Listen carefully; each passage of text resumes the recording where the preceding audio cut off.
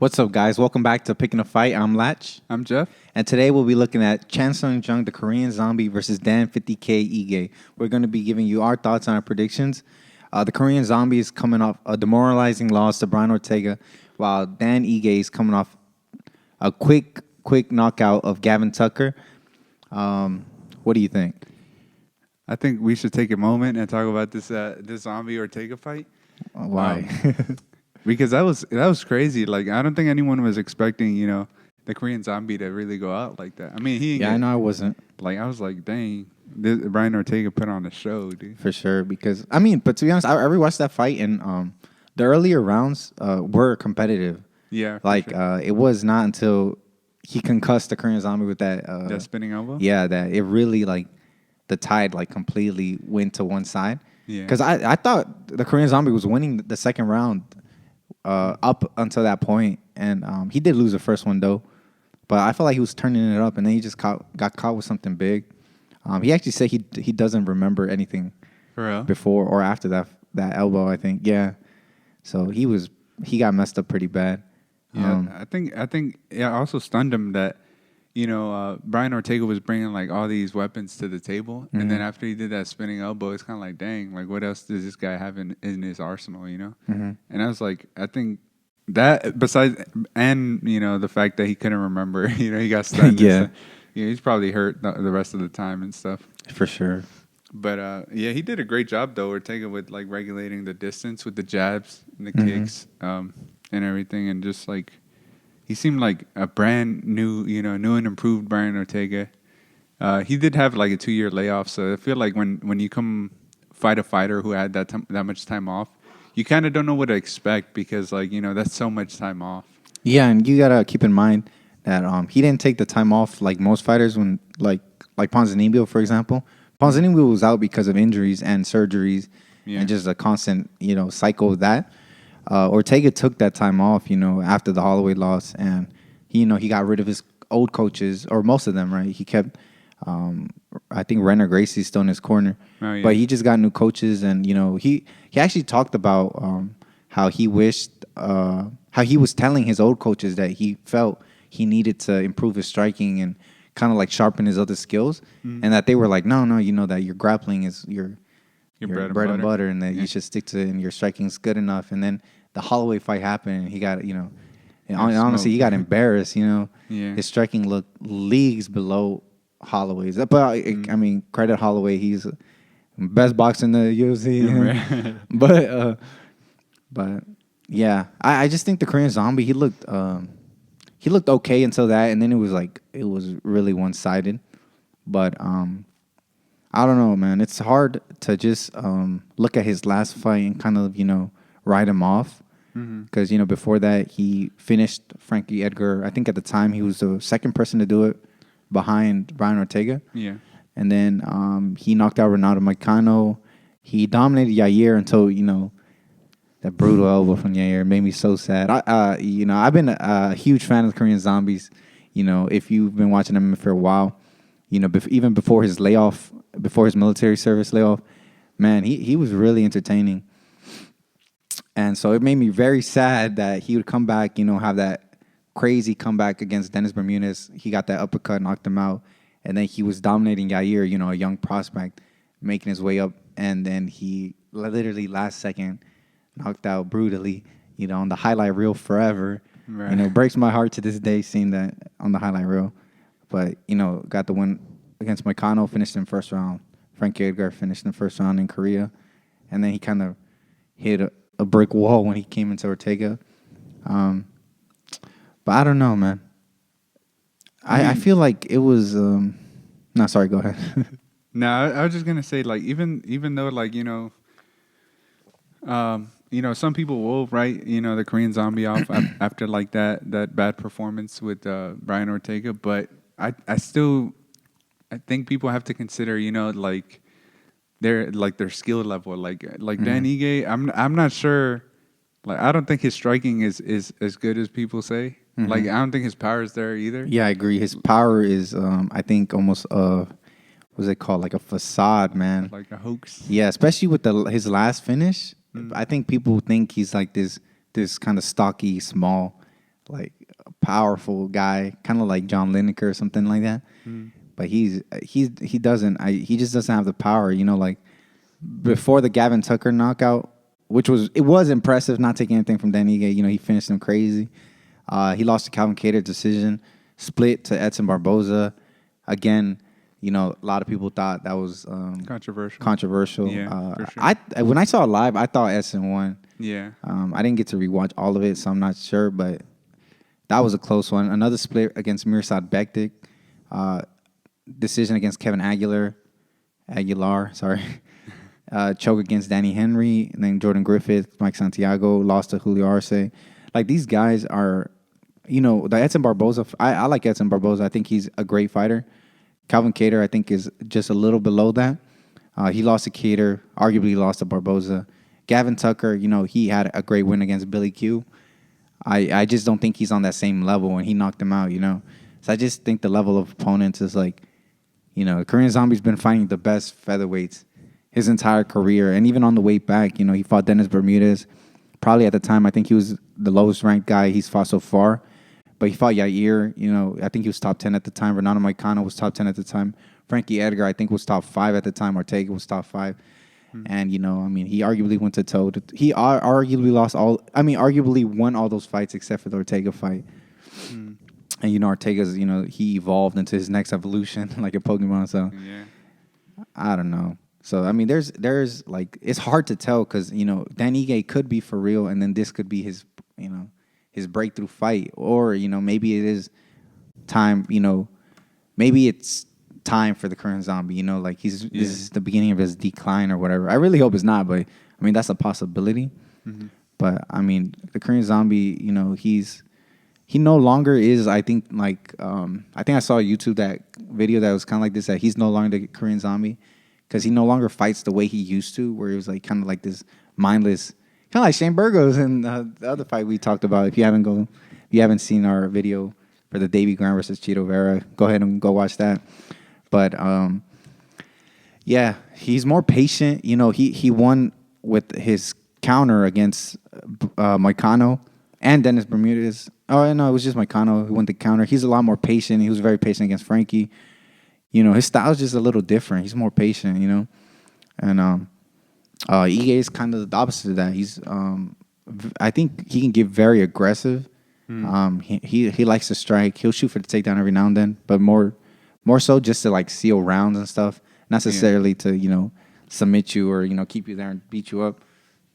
Yeah, and if he does, I don't think he'll be able to. Not against the Korean Zombie. Yeah, I was like the Korean Zombie has like great takedown defense in my opinion. And then I think what the Korean Zombie has to avoid in this fight is like, you know, the going crazy thing, because I think when he got knocked out with Yair Rodriguez, you know, he was like rushing in and like, you know, throwing punches. Like going towards him and stuff. I think he just like overextended, yeah. Yeah, and then even with the Ortega elbow, man. Yeah, same thing. Ortega elbow, yeah, he was like rushing in and stuff. He got caught. He like fell into both those shots, in my opinion. Yeah, like if he wouldn't have fell over Yair, the elbow would have never landed. If he wouldn't have, he fell into Ortega, he wouldn't have fell into the elbow. So yeah, I know what you're saying, man. Yeah, and then also like with Dan Ige, I think like if he rushes in too much. I think it might end up being with like the Gavin Tucker fight. Like he might just walk into that joint and, you know, and knock him out. Yeah. But I don't think he's gonna knock out the Korean Zombie. But I think what was I gonna say? I don't know. I said yeah. I think dang it. Never mind. Go ahead, bro. I forgot. I would love to see. Or I'm not sure. I'd love to hear what you think, how the Korean Zombie is going to deal with the pressure.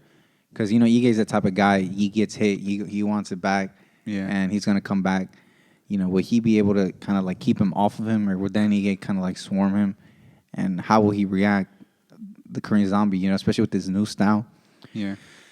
It'd be interesting to see, but do you think, I don't know, do you think Ige will kind of, because, you know, Kattar, when he faced Kattar, he was like back against the cage most of the time. And that might be just because Kattar was so much bigger than him and that the range was not there. But even, you know, the Gavin Tucker, he met him in the middle. But, you know, he was taller than Gavin Tucker, even though they were listed the same height. Yeah. He was taller than Gavin Tucker. Edson Barbosa, he was pushed back, but he was also pushing back. It was like real split. So I'd be interested to see what you think. Will Ige be the one pushing forward, or you think Korean Zombie will be the one pressing forward? Even if it's not like mindlessly, do you think he'll be pushing forward?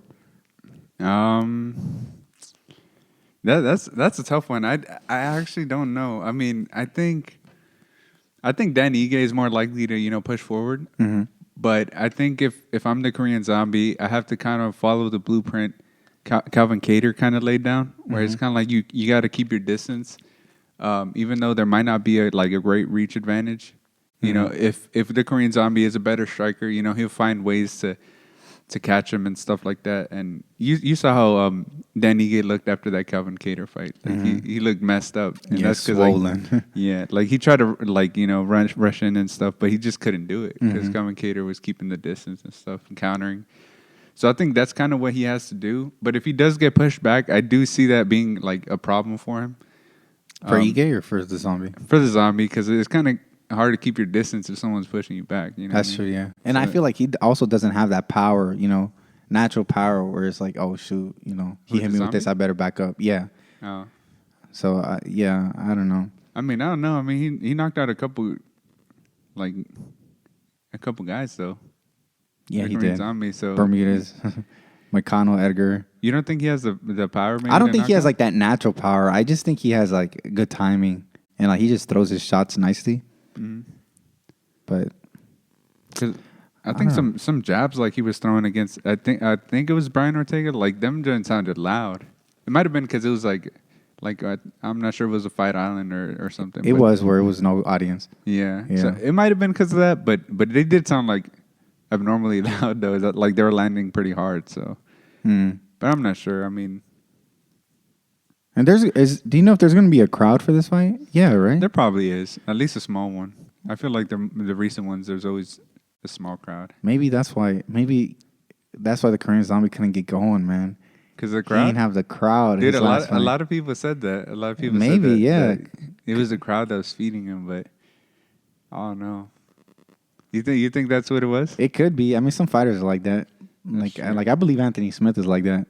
And that's why he won his last fight, because he feeds off that energy. True. It makes sense. But I don't know. That's like trying to speculate an intangible, Yeah. So right now, I think we should just look at, what facts. We can see, the straight facts. Yeah. But, so, what you think? Who do you got?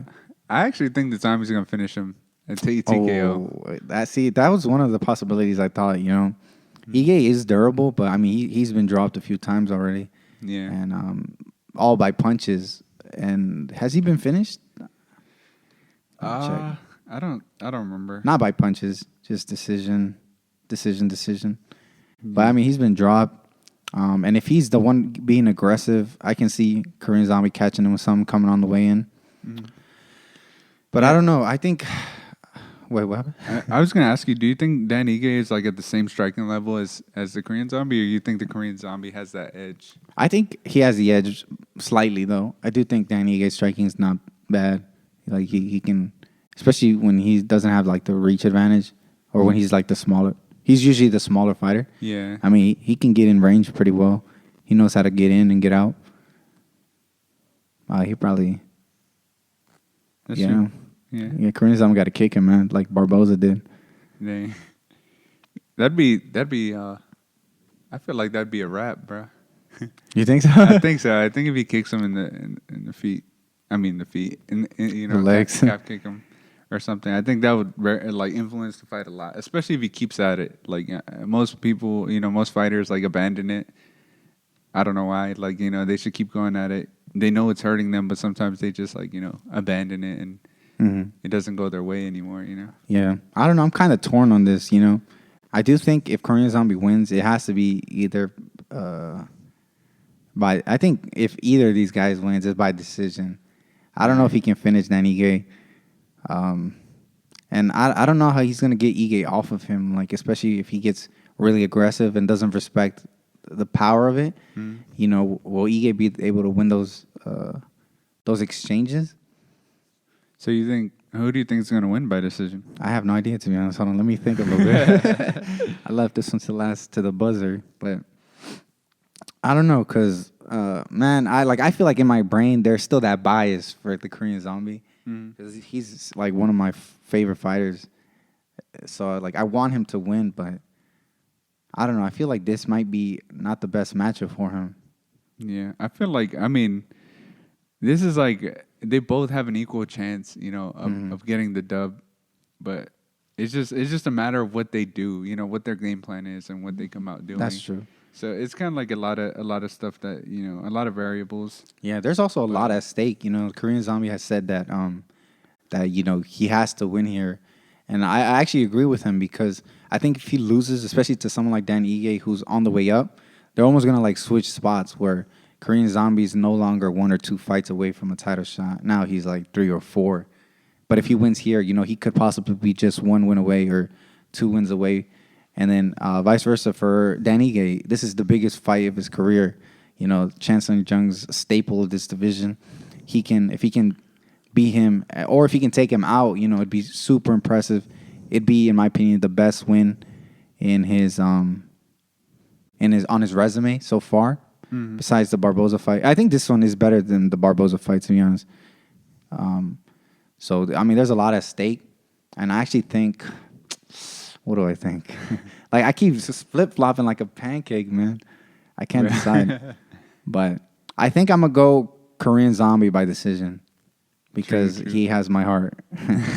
Because he ate it. Get it? Oh. Nah. So I mean, I guess that'll be the biggest question, man. Will the Korean Zombie devour this new contender, or will it be another 50K for Dan Ige? All right, guys, those are our picks and our thoughts on a UFC Fight Night, Korean Zombie versus Dan Ige. Let us know what you think and who you got. Don't forget to like and subscribe. Go ahead and check out our other videos. We went ahead and did 2 other fights on this Fight Night card. And don't forget to follow us on Instagram at Picking a Fight. And once again, this was Picking a Fight. I'm Lach. I'm Jeff. And we'll see you next time. Don't forget to tune in. Peace.